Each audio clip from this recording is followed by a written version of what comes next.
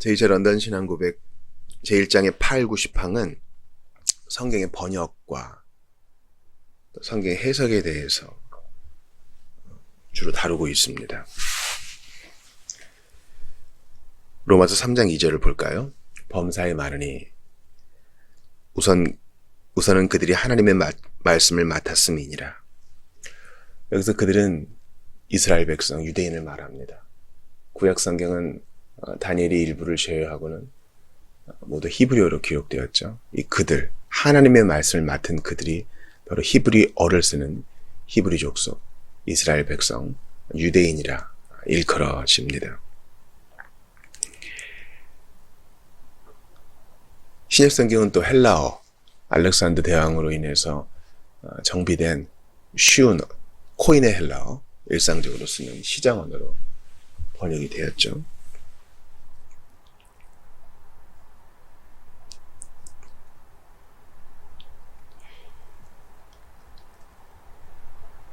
그런데 이러한 신약 성경 또한 구약 성경은 하나님에 의해 직접적으로 감동을 받았을 뿐 아니라 하나님의 단독적인 보호와 섭리에 의해 모든 시대를 통해 순수하게 보존되었으므로 신뢰할 만하다. 당연한 것이죠. 여기서 이 신뢰할 만한 이 성경은 바로 원본 성경을 말합니다. 이사야 8장 20절을 볼까요? 마땅히 율법과 증거의 말씀을 따를지니 그들이 말하는 바가 이 말씀에 맞지 아니하면 그들이 정녕 아침 빛을 보지 못하고. 선지자의 예언은 기록된 성경, 이 원본 성경과 일치되어야 합니다. 그러니까 하나님 말씀이 이만큼 권위가 있어요. 오늘날에도 적용되죠. 이른바 이단과 사이비의 지도자들이 말하는 바가 성경과 일치하지 않으면 그들의 정통에서 어긋난 것은 분명히 드러나게 되는 거죠. 그런데 문제는요, 이러한 원본 성경이 우리에게 남아있지 않다는 거예요.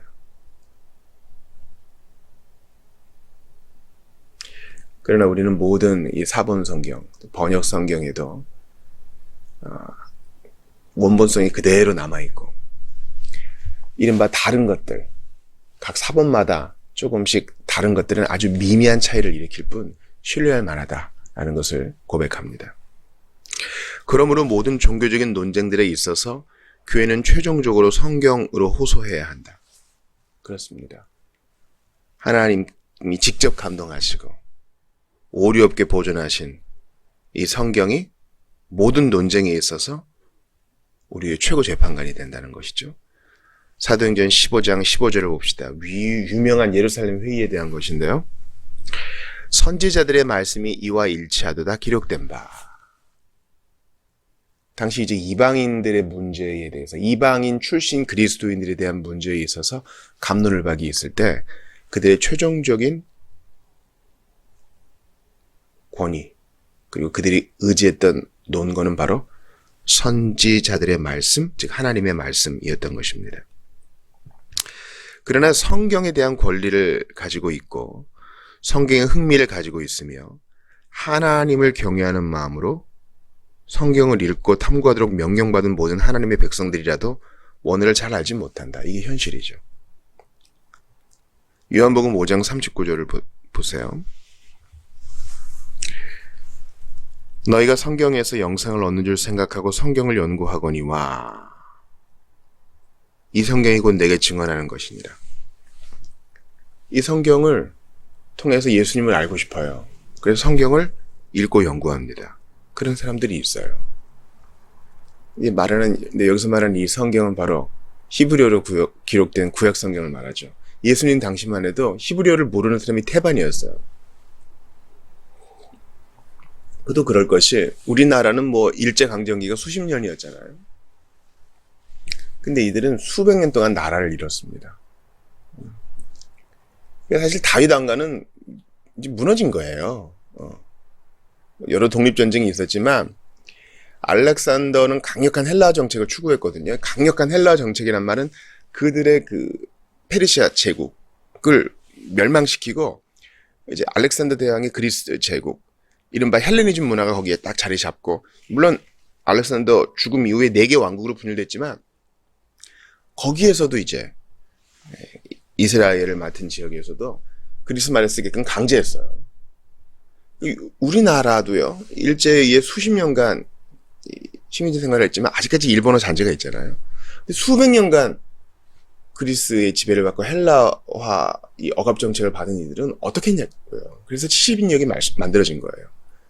즉 구약 성경 갖고 있는데 히브리 말을 모르는 이들을 위해서 이제 구약 성경이 기록된 히브리어에서 헬라 말로 성경을 번역한 거죠. 그러니까 예수님 당시에는 히브리 말을 안 쓰고 아람 말을 쓰고요.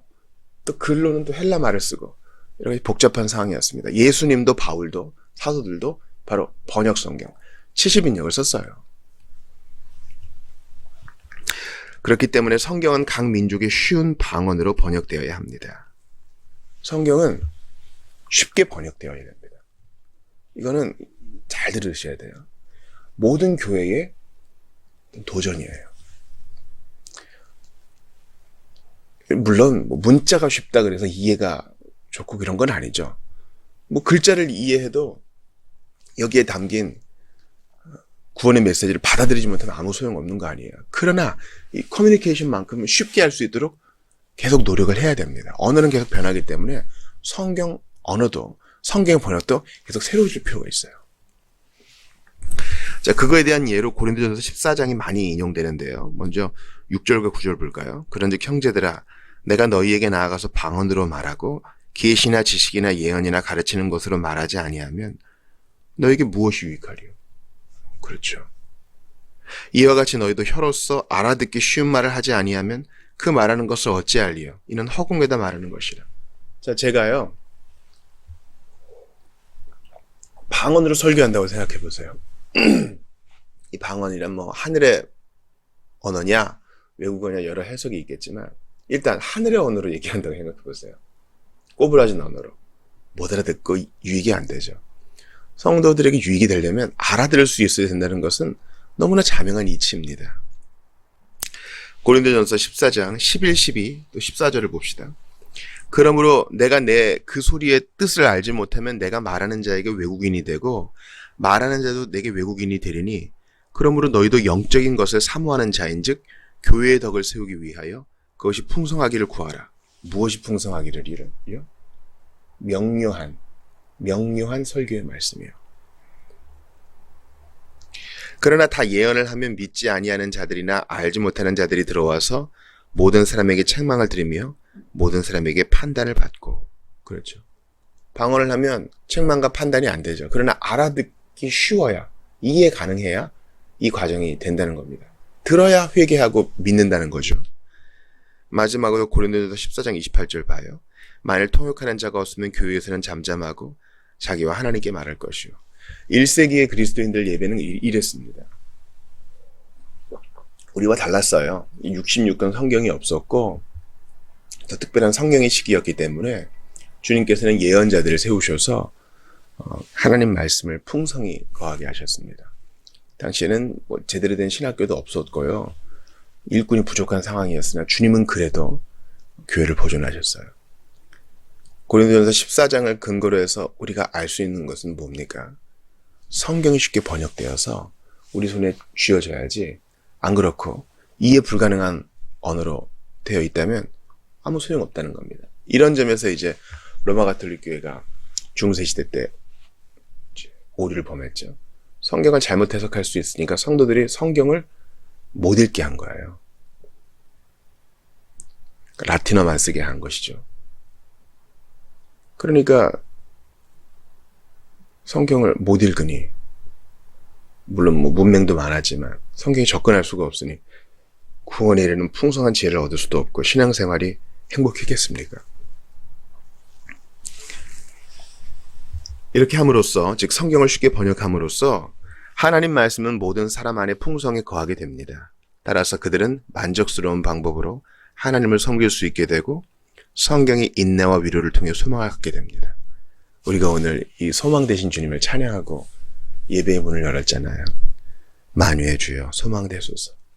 그러려면 성경의 위로를 받으려면 성경이 쉽게 번역되어야 된다. 골로새서 3장 16절 보세요. 그리스도의 말씀이 너희 속에 풍성히 거하여 모든 지혜로 피차 가르치며 권면하고 시와 찬송과 신령한 노래를 부르며 감사하는 마음으로 하나님을 찬양하고. 이러려면 성경이 쉽게 번역되어야 말씀도 풍성히 거하고, 성경이 쉽게 번역되어야 그 말씀으로 기반한 쉬운 가사로 찬양하고, 그렇게 신앙생활의 풍성함에 거할 수 있다는 것입니다. 여러분, 다른 번역 성경을 잘 활용하세요. 주석보다 나을 때가 많아요. 저도 주중에 이제 로마서 1:1 성경 공부를 하는데요. 본문을 메시지 성경을 봐요. 유진 피터슨의 메시지 성경을 보면서 개역개정이나 NIV랑도 좀 번역, 이렇게 비교 대조하면서 보면 아주 의미가 풍성해집니다. 그런 목회적인 접근이 있어야 돼요. 우리도 부활절을 맞아서 마태복음 본문을 쉬운 성경으로 주보에 실어서 같이 읽지 않았습니까? 그럴 때 새로운 세대가 더 성경에 대한 쉬운 이해에 도달할 수 있게 될 것이고, 우리의 전도에도, 예배에도 도움이 될 것입니다.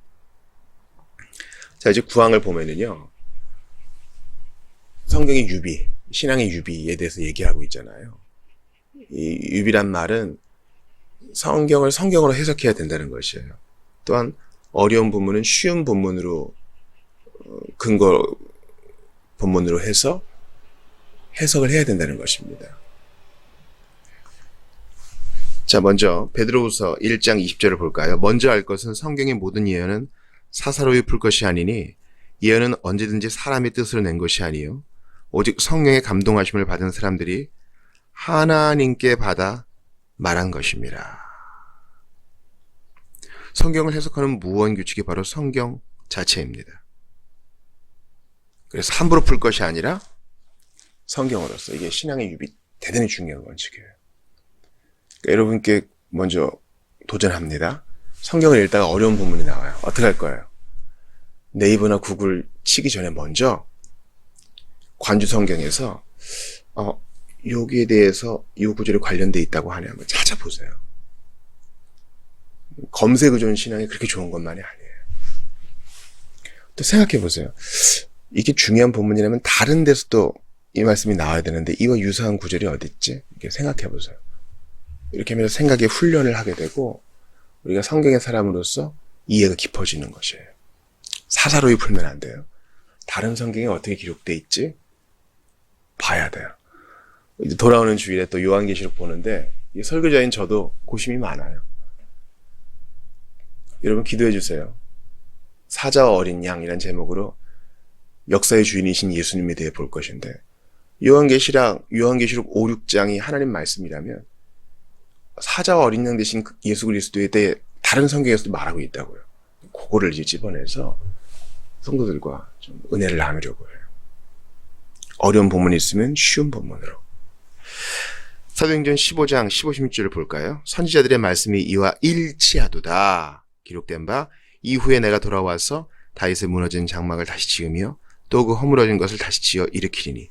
다른 사람이 주석을 의지할 게 아니라 1차적으로는 예루살렘 회의 총대들도 현재의 문제에 대해서 구약 성경 선지자들의 논거에 기댔다는 것입니다. 이게 우리 신앙의 잣대가 되고 우리의 습관이 되어야 됩니다. 다른 구절들을 통해 확인하는 방법.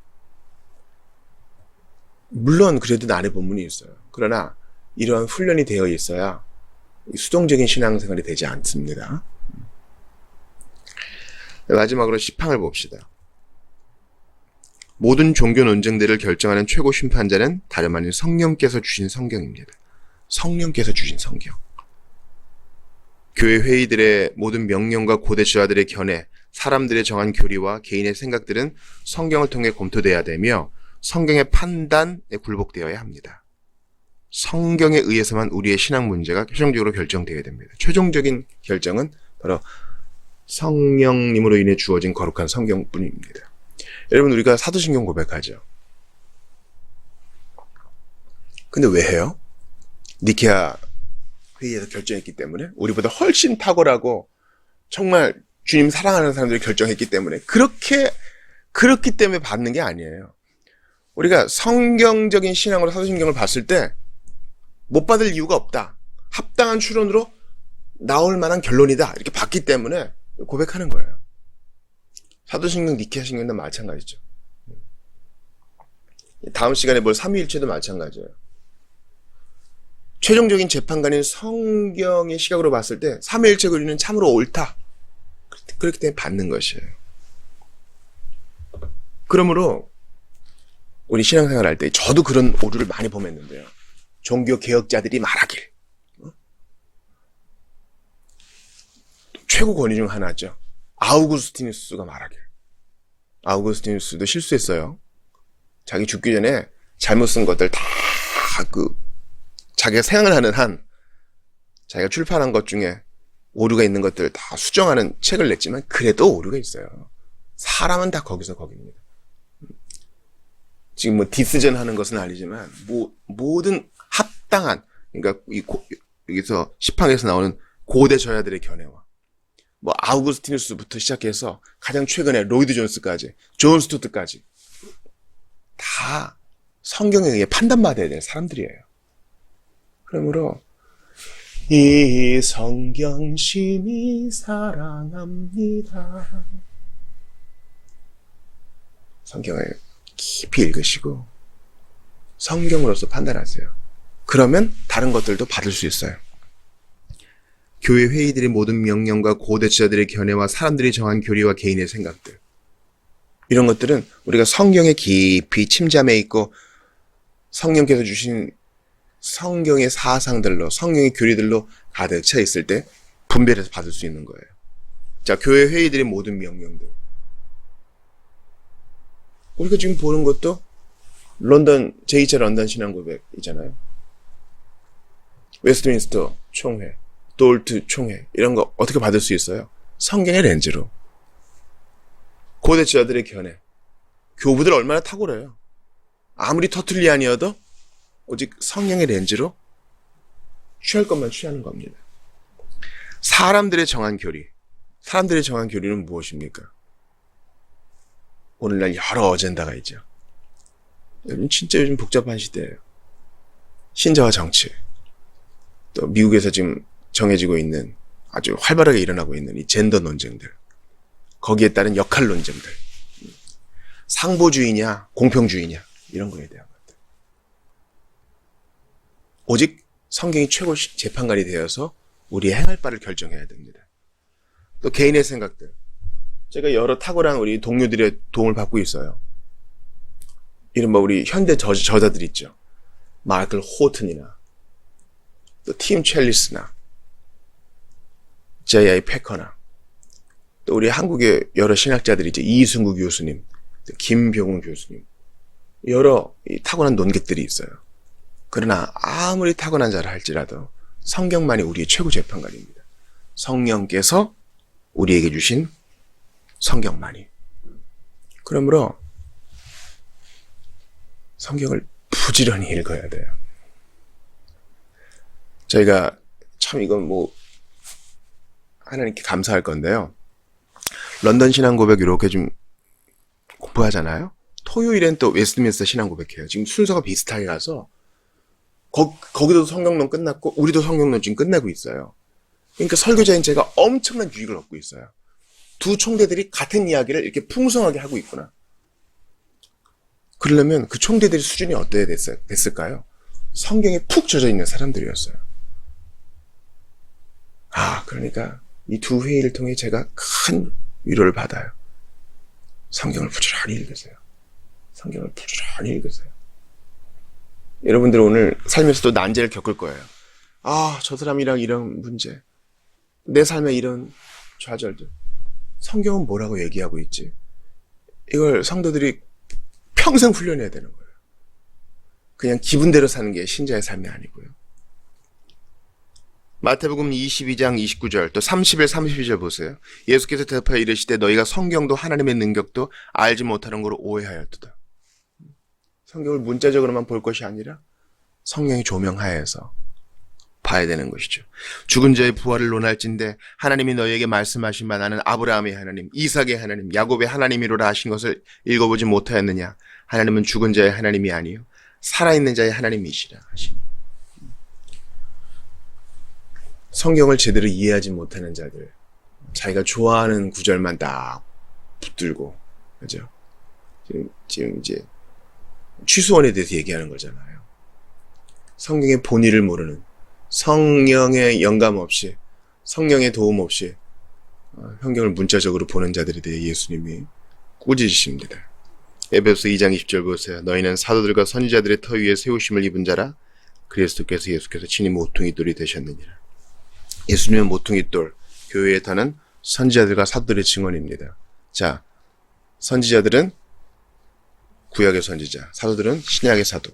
둘이 하는 말이 같아요. 24장로, 12 둘이 하는 말이 같아요. 그러므로 성경 편식하지 말고 부지런히 보셔야 돼. 마지막으로 사도행전 28장 23절 보세요. 그들이 날짜를 정하고 그가 유숙하는 집에 많이 오니 바울이 아침부터 저녁까지 강론하여 하나님의 나라를 증언하고 모세의 율법과 선지자의 말을 가지고 예수에 대하여 권하더라. 모세의 율법과 선지자, 구약 성경, 예수님, 성경의 주제 일치하는 거예요. 지금 모세가 신앙의 유비 방법을 사용하는 겁니다. 그러니 여러분, 어떻게 신앙생활이 지루할 틈이 있어요? 어떻게 신앙생활이 어떻게 나태에 빠질 여유가 있어요? 부지런히 성경 읽고 성령의 조명하심에 기대어서 오늘을 살아가고 다른 이들에게 또 권하고 전하는 그 책의 사람들 다 되시기를 주의 이름으로 축원합니다. 성경의 언어가 우리의 심령 깊숙이 자리 잡혀 있어가지고 필요할 때마다 꺼내 쓰고 무기로도 사용하고 다른 이들을 권면하고 우리의 예배도 풍성하게 세우고 이렇게 성경의 사람으로 훈련되시기를 주의 이름으로 축원합니다.